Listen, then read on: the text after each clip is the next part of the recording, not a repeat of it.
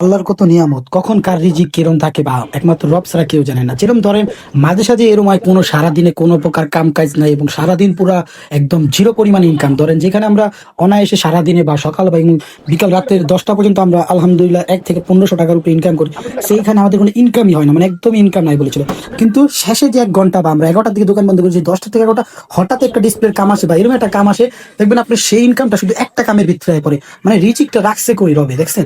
হঠাৎ আপনার অনেক ইমার্জেন্সি দরকার দেখলেন ধূপ করে ইনকাম এসে বলে, এরকম দেখবেন অনেক সময় হয় যে আপনার কোনো প্রকার মানে ইমার্জেন্সি কোনো টাকা দরকার কিন্তু টাকা নাই, দেখবেন হঠাৎ একটা কাম আসছে, একটা কাম করে আপনার ওই টাকাটা পোষায় গেছে। সো রিজিক রবে কই থাকে ঠিক করে জানতে পারি না কেউই। সো ইনশাল্লাহ রবে কিছু কেউ হতাশ করে না, তার বান্দাকে কোনো সময় হতাশ করে না।